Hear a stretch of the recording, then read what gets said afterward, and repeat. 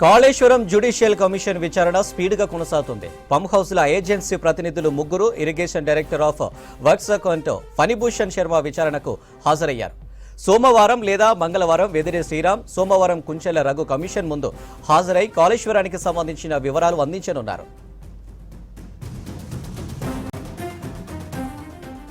మరోవైపు 3 బ్యారేజీల్లో 50కి పైగా sub contract సంస్థలున్నట్టు judicial commission గుర్తించింది. మాజీ సీఎం కేసీఆర్కు అత్యంత క్లోజ్గా ఉన్న సబ్ కాంట్రాక్టర్లే బ్యారేజీలు నిర్మించినట్టు గమనించింది. సబ్ కాంట్రాక్టర్ల అకౌంట్స్ వివరాలపై సమగ్ర విచారణ కోసం ఒక చార్టెడ్ అకౌంటెంట్ను నియమించుకోవాలని కమిషన్ ఆలోచిస్తున్నట్లు సమాచారం. దీనిపై రాష్ట్ర ప్రభుత్వానికి లేఖ రాయాలని కమిషన్ చైర్మన్ జస్టిస్ ఘోష్ భావిస్తున్నట్లు తెలుస్తోంది.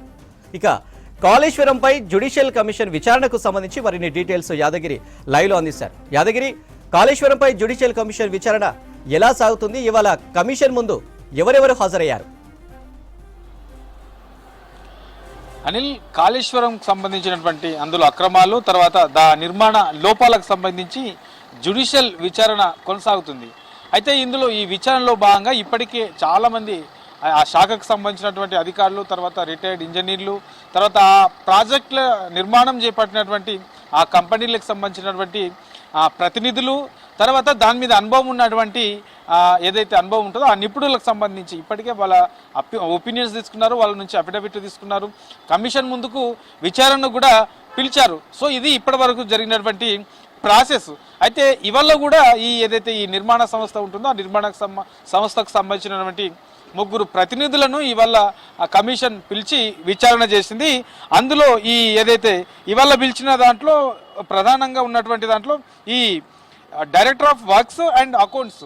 సో అంటే మొన్నటి వరకు కూడా టెక్నికల్ అంశాల మీద ఇప్పటి వరకు జరిగినటువంటి కమిషన్ విచారణలో ఈ టెక్నికల్ అంశాలకు సంబంధించిన దాని మీద ఫోకస్ పెట్టారు. ఇక్కడ నుంచి ఆర్థిక పరమైనటువంటి అంశాలకు సంబంధించి అందులో ఉన్న చూపించిన లెక్క ఎంత, వాస్తవానికి అయింది ఎంత, ఏదానికి ఎంత ఖర్చు పెట్టారు, ఇట్లా మార్కెట్లో దానికి ఉన్న వాల్యూ ఎంత, ఇట్లా ఓవరాల్గా దీని మీద ఆర్థికపరమైనటువంటి అంశాల మీద దృష్టి పెట్టారు.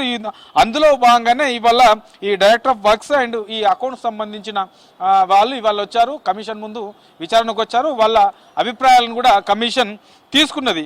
ఇక రేపు కూడా మరికొంతమంది వ్యక్తులను, అంటే ప్రైవేట్కు సంబంధించినటువంటి కొంతమంది వ్యక్తులను రేపు కమిషన్ విచారణ చేయబోతుంది. అందులో కూడా వాళ్ళు కొంతమంది ఆల్రెడీ కమిషన్కు లేఖలు కూడా రాశారు, మేము వచ్చి మా అభిప్రాయాలను చెప్తామని చెప్పేసి లేఖలు రాశారు.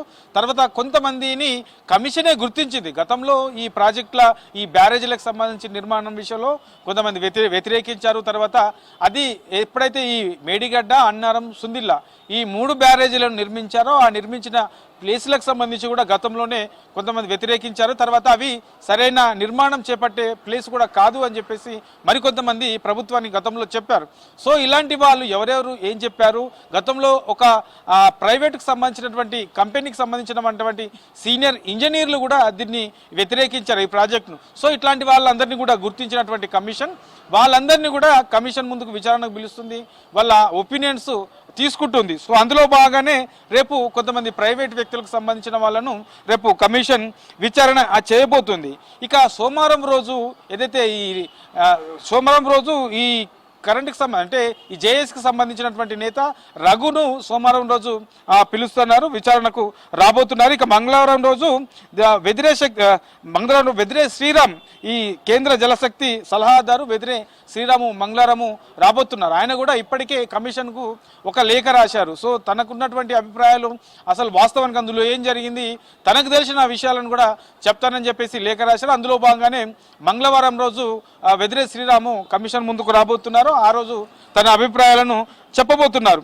ఇక ఇట్లా ఈ 3 బ్యారేజీలకు సంబంధించి ఓవరాల్గా ఇప్పుడు ఏదైతే అన్నారం, సుందిల్లా, మేడిగడ్డ ఈ 3 బ్యారేజీలు ఉన్నాయో ఈ 3 బ్యారేజీలకు సంబంధించి ఇందులో దాదాపు 50 మందికి పైగా సబ్ కాంట్రాక్టర్లు ఉన్నట్లు కమిషన్ గుర్తించింది. సో ఇప్పటికి ఏదైతే కమిషన్కి సంబంధించి జ్యుడిషియల్ విచారణ కొనసాగుతుందో అప్పటి నుంచి కూడా ఈ మేజర్గా ఉన్నటువంటి కాంట్రాక్టర్లే కాకుండా అందులో సబ్ కాంట్రాక్టర్లది కూడా చాలా కీలకమైనటువంటి పాత్ర ఉన్నట్లు ముందు నుంచి కూడా దీని మీద చర్చ జరుగుతుంది. అయితే గతంలో ఉన్నటువంటి పాలకులకు చాలా దగ్గరగా ఉన్న వాళ్లకు ఈ సబ్ కాంట్రాక్టులు కొన్ని ఇచ్చారని చెప్పేసి కూడా చర్చ జరుగుతుంది. కాబట్టి అందులో ఇప్పటి వరకు కమిషన్ మొత్తం 50 మంది సబ్ కాంట్రాక్టులు ఉన్నట్లు గుర్తించారు. కాబట్టి వాళ్ళను కూడా విచారణకు పిలిచే అవకాశం ఉంటుంది. ఎందుకంటే ఇప్పటి వరకు మేజర్గా కనిపిస్తున్నటువంటి కాంట్రాక్టర్లను, తర్వాత అందులో ఉన్నటువంటి ఇంజనీర్లను, తర్వాత అందులో పనిచేసినటువంటి వాళ్ళను కూడా అందరిని పిలిచారు కాబట్టి వాళ్ళ ఒపీనియన్ తీసుకున్నారు.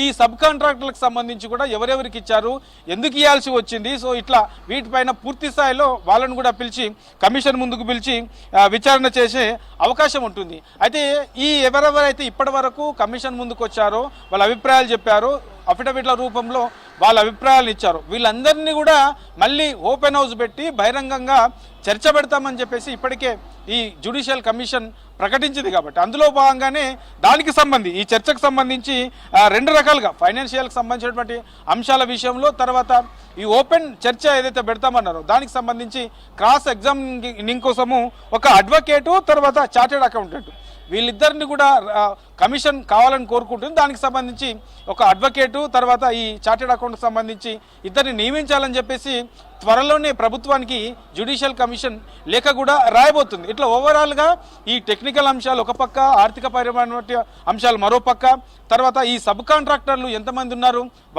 వాళ్ళకే ఎందుకు ఇవ్వాల్సి వచ్చింది, సో అక్కడ ఉన్నటువంటి లెక్కలేంటి, ఇట్లా ఓవరాల్గా వీటన్నిటిపైన కూడా పూర్తి స్థాయిలో విచారణ చేసి దాని మీద ఒక కన్క్లూజన్కి వచ్చిన తర్వాత ఫైనల్ రిపోర్ట్ ఇచ్చే అవకాశం ఉంటుందని.